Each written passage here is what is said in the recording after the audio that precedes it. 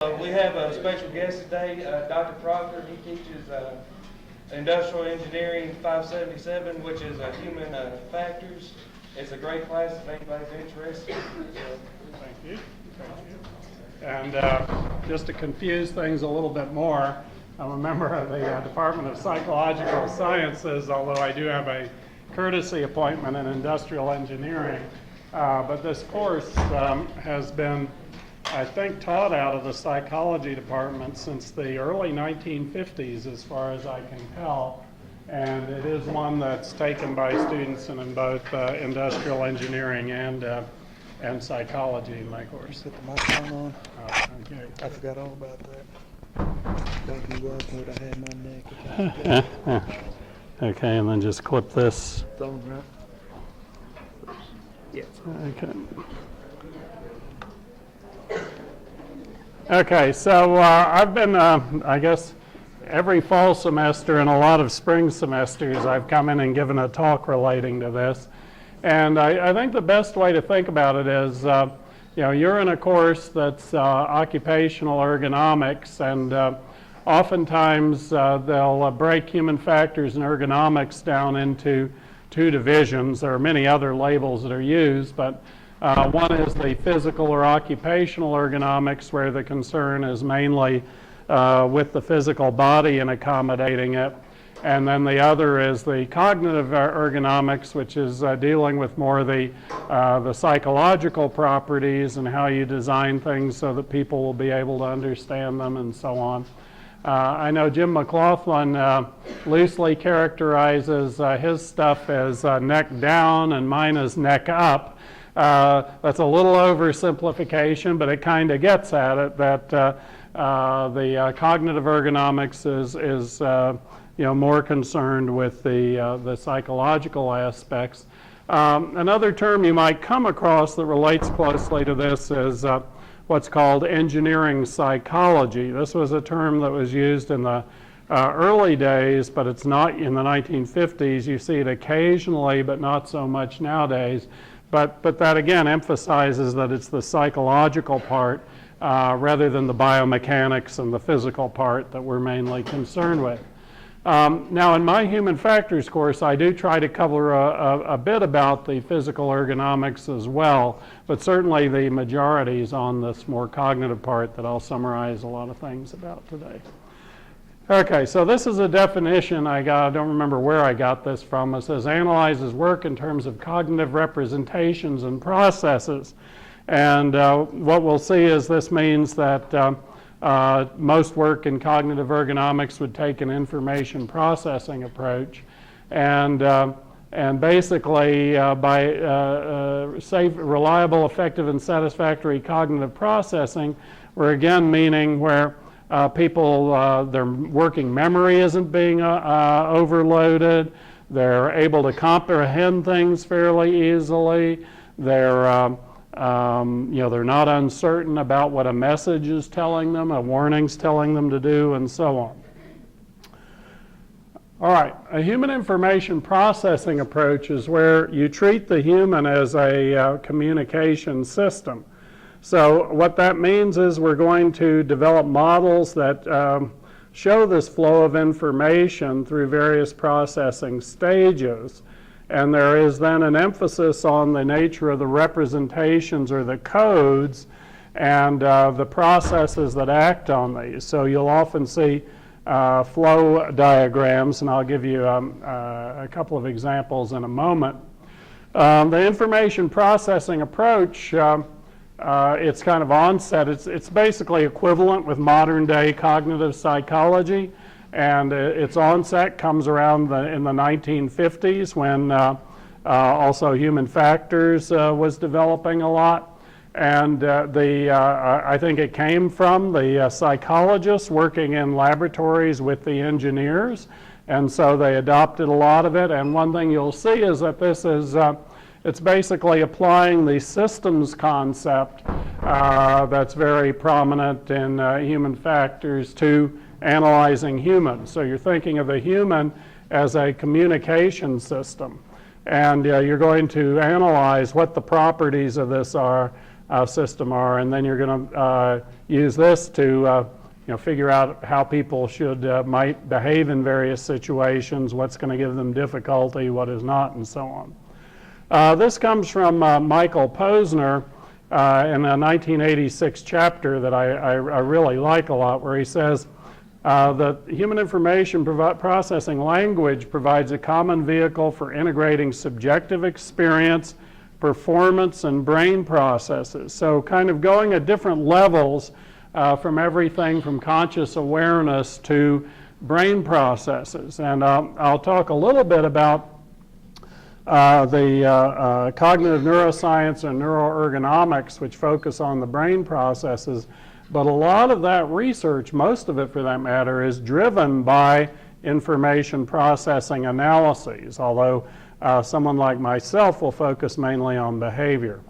Relating basic theory to applications. And so another thing that Posner emphasizes is that all of this came out of the interest of applying it to mainly the design of the aircraft and aviation systems for the military originally. Okay, now this is a quote from a more recent book. This is from Human-Computer Interaction, a very famous book by Card, Moran, and Newell, in which they say it is natural for an applied psychology of human-computer interaction to be based theoretically on information processing psychology.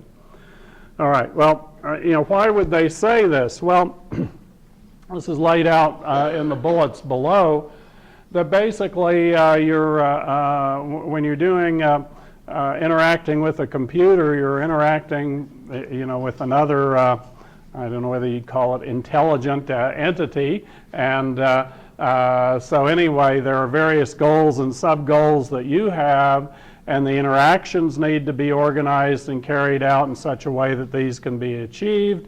And that means you need to be able to comprehend what the computer is telling you, and what the computer needs to know what you're telling interaction, and so the interfaces need to be designed in this manner. And but it's much more than even, I don't want to restrict it to computers and this type of interaction, but as we know, any technology, which in most cases nowadays, technology, even a fairly simple tool, you need to be able to figure out what it is you're to do with it, and you have these types of issues there as well for them as well as.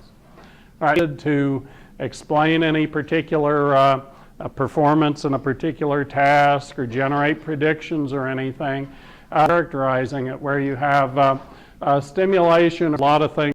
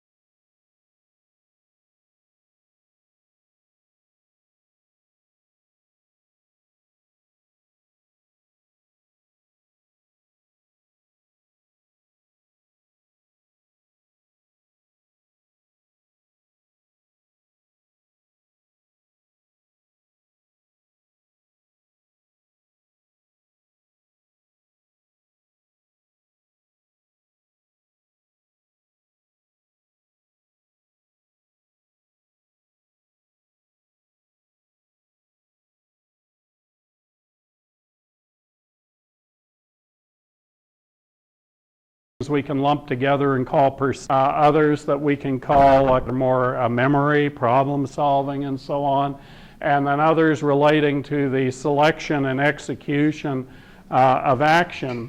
And this is just a very convenient way to organize a lot of our knowledge. And again, it's a very generic type of representation. We can elaborate this. So this again would be a generic model. And this is specifying what, to a limited extent, what you could call a cognitive architecture. So this says that you have a part that's involved in sensory information. So it's broken perception down into sensory processing, so kind of more basic visual processes and the like. And then pattern organization and recognition, what's sometimes called higher level perceptual processes. So it's separated those out. The cognition part has been broken into decision making and thought, and then the memory systems. And then over here, the action part has been decomposed into a number of different sub-processes as well. And we could keep going beyond this. And remember, one of the points in Posner's quotes is that you could go at any different levels. And so we could keep decomposing any of these things as much as we want for our particular needs. And for example, I'll give you a working memory model that's very popular for short-term memory that breaks that down further. All right, and then the other thing in this particular generic model is they've got a box for attention, and they have the arrows for attention going essentially everywhere. And there's a fair amount of there's a lot of work that's done on attention, and the idea being mainly that you can only do a limited number of things or process a limited number of things at a time. And at least what this is suggesting here, and I think for the most part that's true, that everything from perceptual processes to preparation for action to what the contents of short-term memory are going to be, this is all going to be influenced by attention. All right, now again, this is not intended to be a specific model, and some people might even argue with some of the characterizations here, but it's a generic type of way of organizing our knowledge. So you'll find a lot of work on short-term or working memory. You'll find work on attention. You'll find work on decision-making and how people make decisions. So it's a very convenient way to break down a lot of what we know. Now, how do we go about understanding and characterizing the human information processing system? Well, it's not like working with a physical system. So with a physical system where I design something, I can know what the structure of the system is. So I know what components are put in parallel, which ones are in series. So I know how it's wired.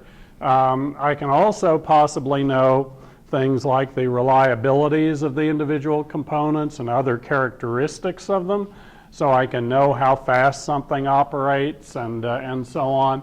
But I can't do that with human information processing, right? Because all I have is I have input and then I have output. So either something like the amount of time it takes someone to respond in different conditions, or how accurate they are in selecting a response and so on. So I have to be able to have ways to construct and go back and make decisions about what the this architecture is like and what the processing is like, not only in general but for specific tasks. So I want to be able to characterize exactly what processing is involved in particular types of tasks. Okay, I'm not going to go through all of these methods, but these are methods that I do cover in some detail in my class. But there are lots of what are called psychophysical methods that have been developed over the years that are used mainly to study things like perception, but they can also study things like the perceived stress. The scaling techniques can be used. There are ones for perceived stress and things like that. All right, the chronometric methods are the time-based ones, so where you're looking at things like the amount of time it's taking someone to respond, usually reaction time, and there are detailed models for analyzing reaction times. And for example, I'm teaching a course in our department, in the psychology department this semester with Professor Jafarov, and he's a mathematical psychologist. And the first part of the course, he's doing all of the instructing, and it's all on mathematical analyses about how you decompose reaction time results and establish whether particular processes are occurring in parallel or serial and what they are and so on. So they're very detailed methods to look at the response times. Another concern, both experimentally and also applied, would be the speed accuracy, what's called speed accuracy trade-off. And I have that illustrated here. And one of the reasons why I chose to illustrate it is not as a research method, but because it does have very simple direct applied implications as well. So we all know that one way I can go faster is I can make a lot of errors, right? You know, so if I'm given a task to do and I want to be sloppy at doing it, I can go through and do it pretty quickly, but I may make a lot of errors. And so basically, we can't just look at faster responding as better, more efficient processing. Now, one way they get around this in a reaction time experiment is they keep the error rates low, fairly low, and ask people to, to respond pretty accurately. But so then you can do direct comparisons of your reaction times. But what the speed accuracy trade-off function shows here is that if I can go very, very fast with low accuracy on something. So, one way to think about it is that I just kind of randomly decide I'm going to take a particular action, and whatever occurs doesn't influence that at all. So whenever I detect a signal of some type, I just take that action. So, I decide I'm driving a car, and I decide if I get a signal about a possible impending collision from one side or the other, I'm just going to turn my wheel to the right, do a clockwise turn. Well, I can be real fast, but part of the time I'm going to be wrong and turn into the car that I'm supposed to be avoiding, right? So I'm very fast, so not a good strategy there. Or I can take longer and I can be more accurate. My accuracy can be high. So we also know in a lot of situations, as long as the information that's being presented is pretty unambiguous, if I take long enough, I can be very accurate. All right?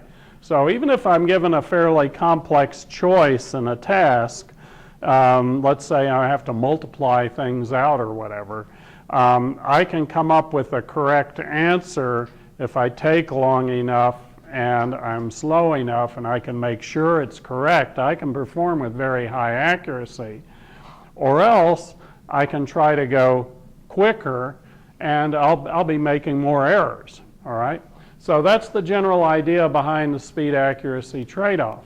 Now, why do I say this is important for, in general for human factors?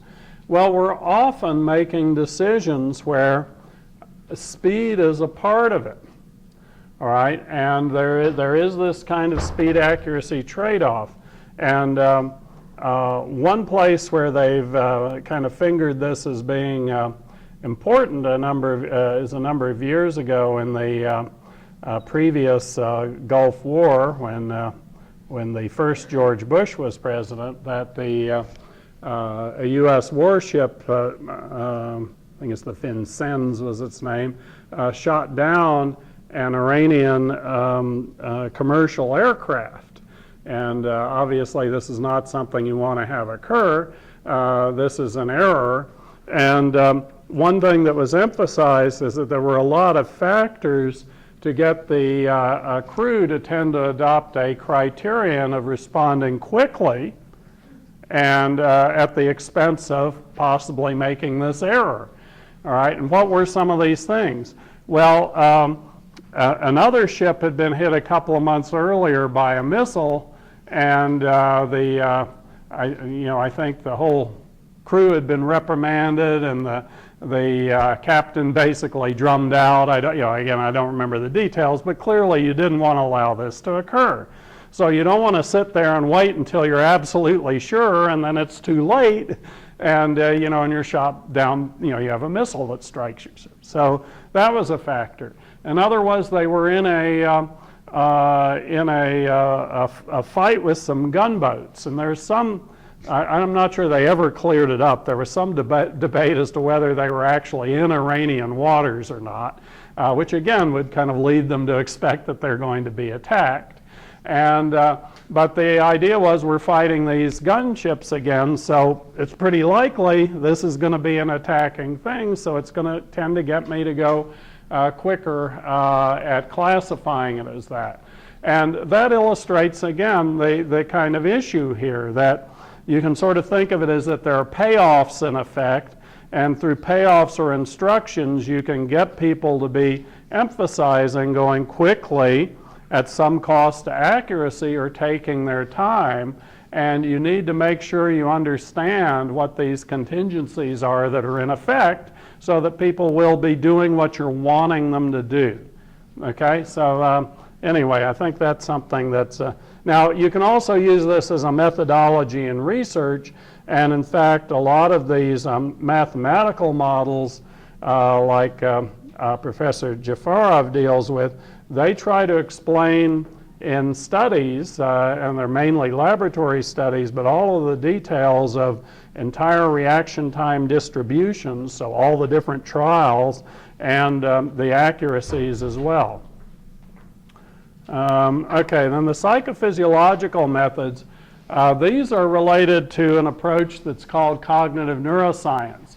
And this has become very prominent nowadays, mainly because they have a lot of methods that allow them to measure brain activity. So in cognitive neuroscience, what they're looking for is the neural basis of things. So they oftentimes will take tasks for which we know pretty well how to characterize the processing in it and what goes on behaviorally.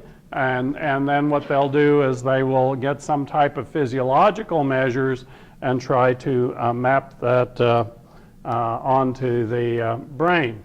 One thing they do is they use the electroencephalograms, and you've probably heard these are called EEGs, and you can measure their ongoing voltage changes, and they can, you can measure things like alpha waves and so on and so forth. In a lot of the cognitive studies, what they will do is they'll use what are called event-related potentials, and that means they're measured associated with an event, and usually the stimulus would be, so stimulus onset, and so they'll measure activity a little bit prior to stimulus onset, and then they'll measure it timed locked to stimulus onset. And if you average across a lot of trials to get the noise and background activity out, what you find is that there are certain, I guess you'd call them landmarks in the ERP that will they'll vary in size as a function of certain processing requirements. So they know, for example, that a part of the potential, a peak called the P3 for positive, or P300 for being around 300 milliseconds, that it's influenced by things like the amount of attention you're devoting to something. And so they can look at how that's varying across different conditions. Okay, and then typically with the EEGs, this is non-invasive. You're wearing a skull cap, and they have electrodes on the skull cap that pick up the activity from the skull. So it's something that that can be, you can run this research with college students at a university easily enough, and so on. Now, another thing, and this you probably have heard more about recently, is what's called functional magnetic resonance imaging, and there are other types of imaging techniques as well, but this is the one that's used the most, where what they do is they put you in a scanner where you're typically going to be lying flat, and they have to have special arrangements for presenting things, but they can have you perform tasks while you're in a scanner. Again, they'll typically average across a lot of trials, although of a particular condition, although they're getting methods that don't require that. And they'll measure the brain activity, and then they'll usually, now in this case I don't think they compare it, I'm not sure what their control condition here is, but you typically compare it to a control, and then they'll attribute the whatever activity, additional activity they see in the brain in the condition they're interested in. They'll attribute it to whatever process is differentiating that from the control task. Now this one, the main thing I like about this figure, it's showing someone who is learning to use a prosthetic hand, and it's measuring the brain activity at different points in time. And so this is when the person's starting out, and this is after training. And I like the fact that initially kind of the whole brain's lighting up. This is obviously something that's very difficult for the person to do because they're getting huge regions across the entire brain lighting up. But after the person has had training and has learned how to do it, it's much more restricted areas, and there they would look at exactly what those areas are and draw, conclusions about the role that they're playing in this skilled process. But I just really like the change from that to that. So one of the things you find is if you practice things a lot, they tend to get more and more, quote, automatic, and that means they're less effortful and requiring less processing. And I think this pretty clearly indicates after 3 months, this person's, I would say on the basis of this, they're probably able to do this pretty easily and pretty effectively, and so you're seeing much less brain required to carry it out. Now, in ergonomics, you'll come across the term neuroergonomics, and this is really a growing area, but the general idea in neuroergonomics is both to use the cognitive ergonomics, the cognitive neuroscience methods to study more, workplace type issues. Again, the more complex problems of concern in human factors and ergonomics, and then also to try to use these measurement techniques eventually, I think, in design processes. So, pardon me, not in design, but in control. So, where they'll measure them and then make changes accordingly. So, this quote comes off of the University of Iowa Division of Neuroergonomics. So, they have a division specifically devoted to this. And you can see it says, investigate the neural substrates of perception, cognition, and performance. So those are the three major boxes I distinguished at the beginning. With real-world systems, and that's what tells you it's ergonomics, technologies and machines in healthy and diseased states. Localized cognitive processes and the performance of real-world tasks, and use this information to optimize safety and efficiency. There's also closely related to this in the military, they'll talk about augmented cognition. And with augmented cognition, they're meaning mainly doing some type of neurophysiological recording, let's say as a soldier's in combat or as a pilot's flying or whatever, and then based on that, evaluating what information and how they ought to present this to the person. So the military has a lot of concern, mainly because they're the ones who can, I guess, afford to equip people with this type of technology that would be needed. But this is all still, I think, very much in kind of early stages, but you will see that term.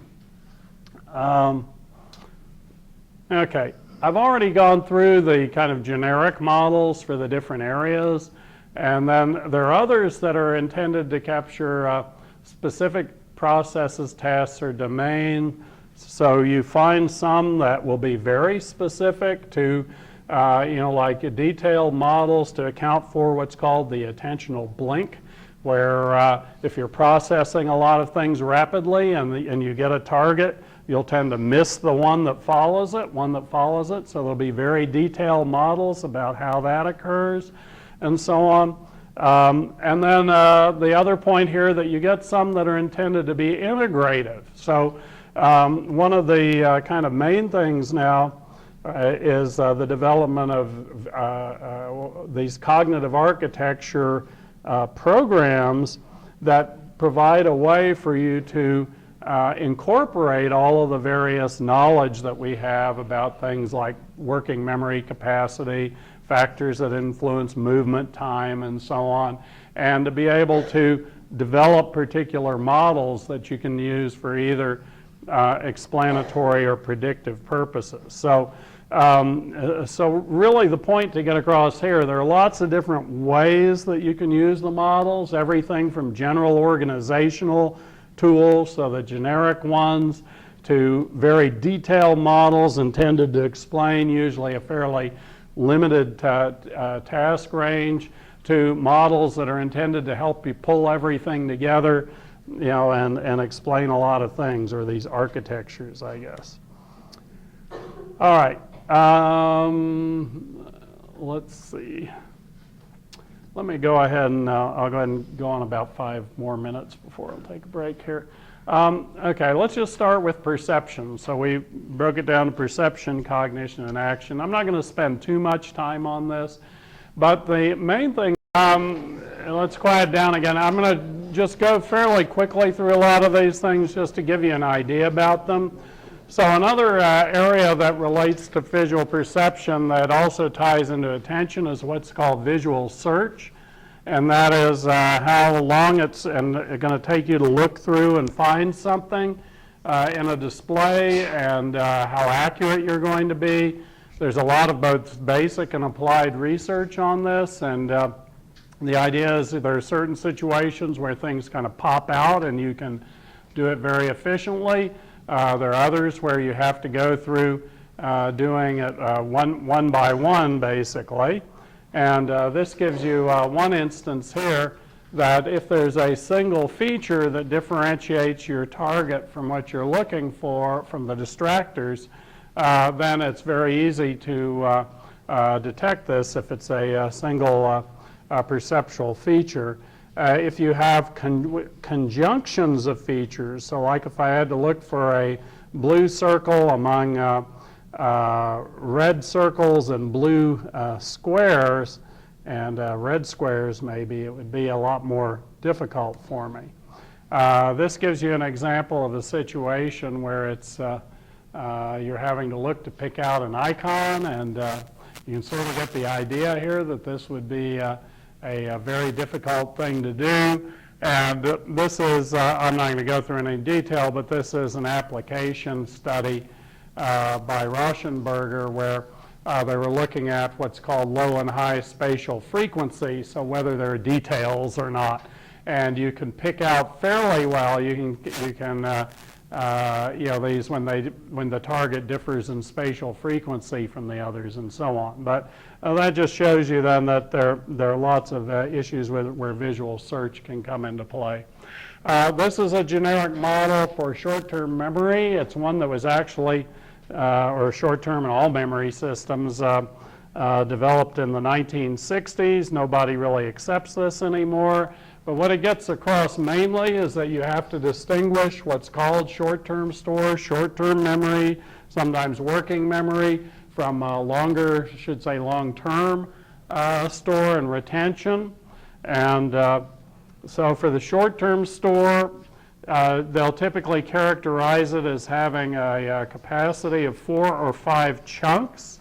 And what that means is that 4 or 5 groupings of information that you can remember without forgetting. So something like an acronym like IBM would count as a chunk, whereas if I'm trying to remember these as separate letters, then each of the letters, if I have unrelated letters, would be a chunk. But typically people can recall 4 or 5, and then if you give them a distracting task that prevents rehearsal, what you find is that there's very rapid loss of the information from working memory. So the way I think about this is if you look up a phone number to call, and you're going to call the number, and something occurs, somebody says something to you, whatever, to distract you for a second, you usually have to look it back up again, right? And that's basically because you've lost this from short-term memory. For human factors, one important thing is that order errors can occur. And we know oftentimes then with codes and things that there can be a problem when a digit or letter gets flipped in the ordering. And that's something you have to be careful about when you're designing anything where ordered short-term retention or long-term retention is needed, is to make sure that if there's an order error, it's not going to create a catastrophe. This is the model I'd mentioned earlier that's pretty widely accepted nowadays, called the working memory model by Baddeley. And you can see he's breaking this short-term memory into a lot of different components. The main things are separating a visual imagery type system from an phonological or auditory system. And what that's due to, it's because people will tend to, if you have multiple auditory things or multiple visual, you'll tend to do worse than if one's visual and one's auditory, okay, because you can keep them separate if they're in the different modalities. The other thing, the central executive, basically refers to much the same thing as attention, but it's anytime you see someone talk about central processes or executive processes, they're talking about control. So the idea would be like I might decide to rehearse the things in the phonological loop, and the executive processes would be the things that would decide to devote my attentional capacity to doing that. And then you can see this, I'm not going to go into this, but this just has how it's connected in relations to long-term memory. So there are certain implications, and probably the most important one is this first one of minimizing working memory load. So we know anytime we start overloading what people are having to keep in mind, that we're running a risk of a problem. So anytime we're designing any kind of protocol, we want to reduce this load. The different working memory codes is based on what I was just saying. Use visual for some things, auditory for others, chunk things when possible, and so on. Okay? So the main point is that simply in what we know about working memory and how it's going to impact on performance, we can know in certain situations we're going to have a lot of problems, and then we can know types of things that will reduce the likelihood of those. Long-term memory, we're usually talking about information that you've learned or been presented earlier. So I might be in training, might receive, might read a training manual, and it says, and if this situation occurs, then you need to, you're going to need to do this. And a couple of years later or whatever, I'm doing something, and this situation occurs. And what we would want is for the person to be able to retrieve this information and retrieve it accurately. We know that this is liable not to occur, but we can know things that will affect it. And so these are the types of things we're talking about here. These are just different distinctions between different types of long-term memory that they make. And in recent years, there's been a particular emphasis on what's called prospective memory for human factors, because the the idea in human factors is that oftentimes you have to remember to do something. So as an operator, I have to remember to to do this checklist or whatever. And certainly when you're dealing with the elderly, there's a lot of things I have to remember to take my medication at a particular time. And there's a lot of concern then about how to improve that. And again, I'm just going to skip over a number of these things. So we know that the availability of information in long-term memory is going to be influenced by frequency and recency of activation. So basically, the more that I've had more recently and more often I've had contact with things, the more likely it is that I'll be able to retrieve it, and the quicker I'll be able to retrieve it. Now this gets with skills and not so much with like verbal material, but one of the reasons why they have yearly, I think it's on a yearly basis, but whatever basis they have for pilots for commercial aircraft is they can put them in a simulator and run them through scenarios and things that they're not going to encounter during their regular flying or are not likely to encounter very often, so that when the situation does happen to arise, they have had this frequency and recency of training rather than having to reconstruct something that they experienced one time in a simulator 15 years ago or something. All right, so you can think of that. That's all intended to refresh the things available in long-term memory. Associations with other items. So the more that I relate what I'm learning to other things, the more likely I will be able to receive it. And then what they call depth of processing, and then go into the bullet summary. But the more that people focus on meaning and understanding, so the more they're going to remember it. And actually, I will say something about this elaborative processing or whatever, is that the idea, a general idea behind maintenance versus elaborative rehearsal is that if when I'm studying or trying to remember things, I'm repeating the same things over and over again, it's not going to be very beneficial. So if I'm just repeating something over and over again to myself, it won't be very beneficial. And what I have to be doing is elaborating on the information and relating it and basically learning new things as I'm going along. I don't think I have any slides in here on skill, but one thing they've emphasized in the study of expertise is that it's mainly a function of what they call deliberate practice. And deliberate practice means you're not just going through the motions, but you're analyzing and thinking about what you're doing.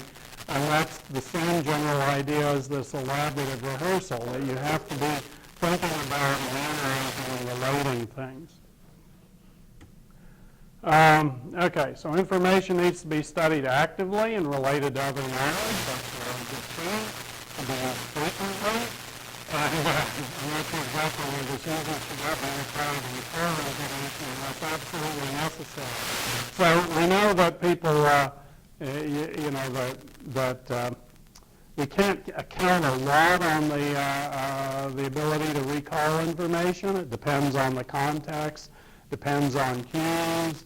A lot of memory is what they call constructed, which means the person may misremember things a lot. And so you should not put too much weight on that. And certainly if you're like me, where you have a lot of passwords for things, if you go to a site, if you've used a unique password for it, which you're supposed to do, that 9 times out of 10 you can't remember what it was if it's something that, again, that you haven't used often and recently.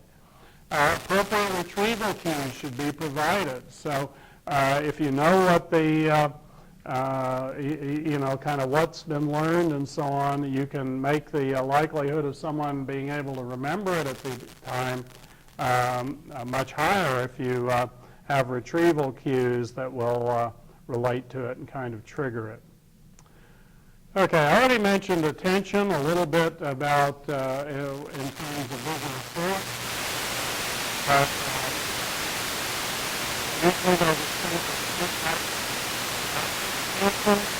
and then divided attention. So selective attention is where I'm having to focus on certain things and ignore others. All right, so hopefully when you're listening to my lecture, you're trying to focus on that and ignore other sounds in the environment. That would be selective attention. And there's just tons of work done on looking at what factors influence that. But I think the point here that if we do things based on anthropometrical dimensions is important. So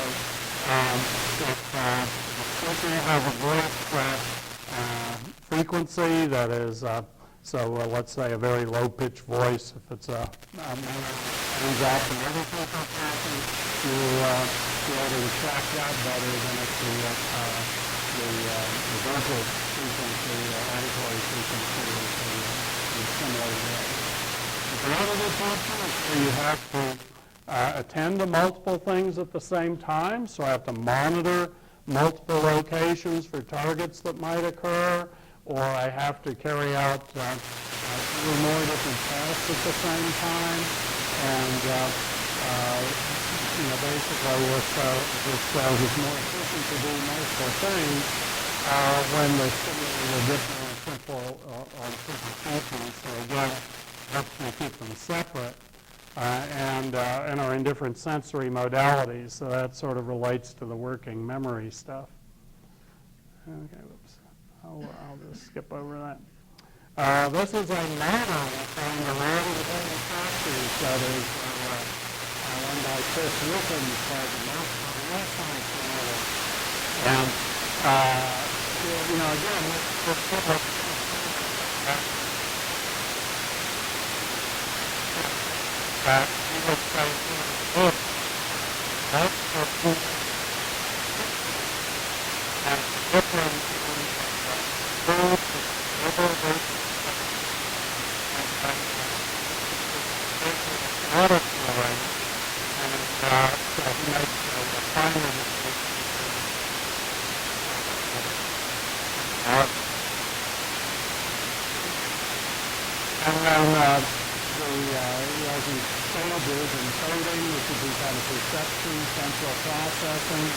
cognition, and then the sounding.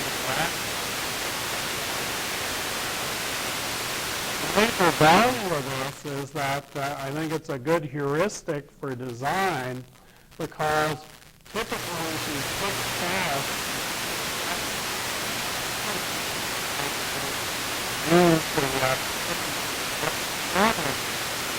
they'll be able to perform them a lot better together. If you put everything into one quadrant.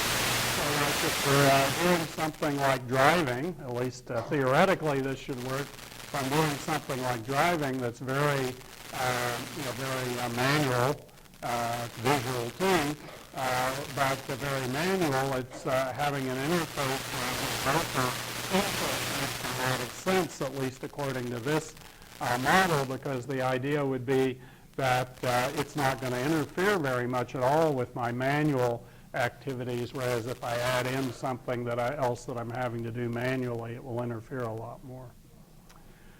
Okay, so you want to have salient frames of reference or features to capture attention. Multimodal, multisensory displays follow from that diagram that I just showed you. This is there's other applications. Kind of skip over the virtual environment design, but you have a lot of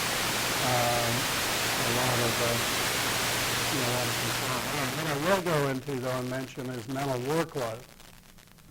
Now, it's quite clear that in the cognitive ergonomics toolkit nowadays for programming, there's so many management files and logs mental workload measurement, and then situational awareness measurement that will cover an action. The mental workload concept can directly stem in the attention ethics, attention literature. The idea that workload can be higher is overloading the attentional system. So just the degree of processing capacity is past performance. So how much attention and effort am I going to require? All right. So there are lots of different ways to measure mental workload. One of the most common is just simply to use a Wechsler technique. There's a scale that actually has 6 subcomponents called the NASA TLX that's very widely used. But we can also do performance measurements, and there's a whole area on mental workload measurement. And when you measure mental workload, you can determine how to task the allocator. So if an operator is overloaded, we might give this task to someone else. We can use it to evaluate equipment design. So you typically do. One of my former students is working on research for the NASA Next Generation Air Traffic Control display things, and they will often do, mental workload measurement and situation awareness measurement with their different, what they call concepts that they're considering. So which of these alternative ways of presenting and doing things is going to have lower workload would be the idea. Operators, so we know that this is going to be a function of individual differences, possibly some innate capacities, but certainly training and knowledge. A good way to think about this is that something which is kind of math, and having no math skills or whatever, it's very demanding for them. But if somebody has high math skills, it may be very low effort, very low demand. So we can use it to select people. And then the projectability relates to the augmented cognition that I was talking about, where it's possible that you can, with physiological measures, monitor them online and then make changes.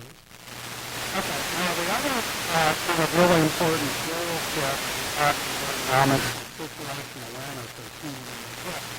And that is it's somewhat related, but it's different from mental workload, because this is dealing with basically the understand what's going on and what the implication is. And so mental workload is am I overloaded or not? Well, certainly if I'm not overloaded, I'm really working to understand what's going on and have good situational awareness. But I can be not overloaded and still not know what the heck's going on, okay?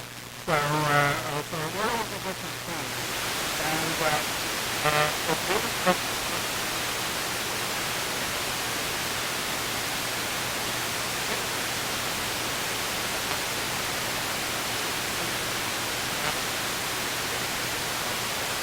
basically what you're understanding. And one way I can think about this is, like in driving. So if I'm driving on the highway, and typically the second traffic or other vehicles and the market vehicles coming up on me, gas and things like that. And that would be good situation awareness. I know everything that's going on, and I can know it's going to be safe for me to pull into this lane, and I'm not going to be good if I do that, or I couldn't do that. So it's kind of predictive aspect of that.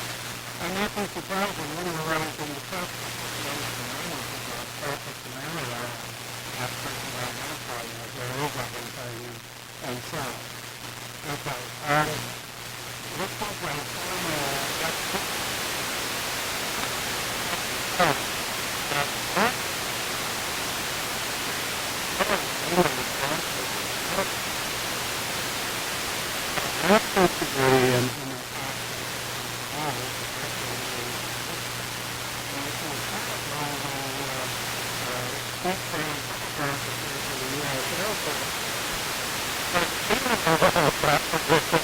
the first one in human factors is ergonomics.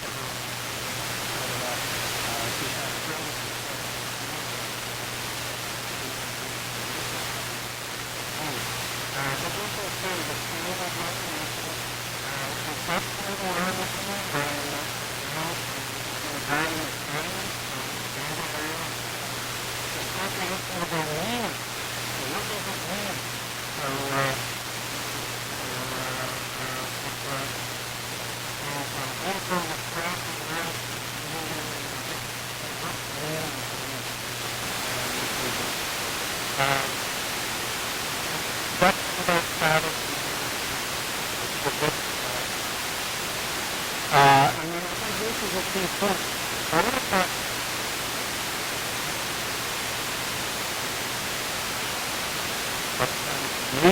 And it basically involves the understanding. We can do things, and I'm not going to eliminate any detail, but when you have users, you're going to be able to use technology to enhance situations. And again, for things like the next generation air traffic control system, for both the pilots and the controllers, how can we organize the tasks and present the information to maximize their situation awareness? Now, I guess this way I am here. I've been making my work.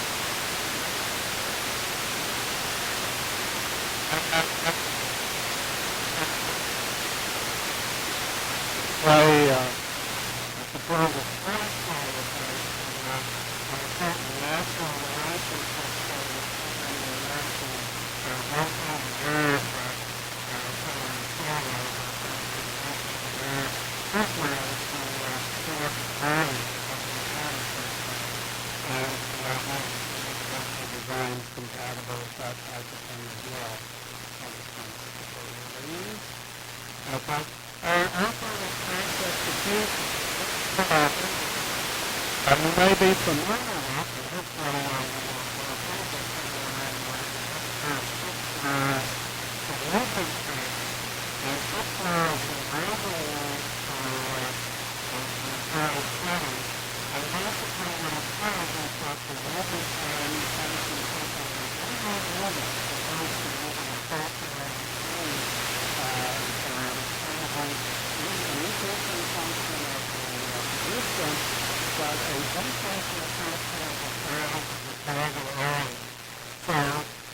one of the key things about it is that if someone's having to make a longer movement to something, you can reduce the movement time by giving them a larger target to hit.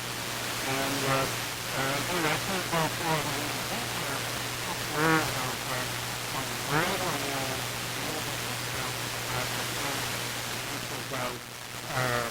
a flow becomes a special issue of January in 2004, when the post had a very rapid influence on both seminary and study.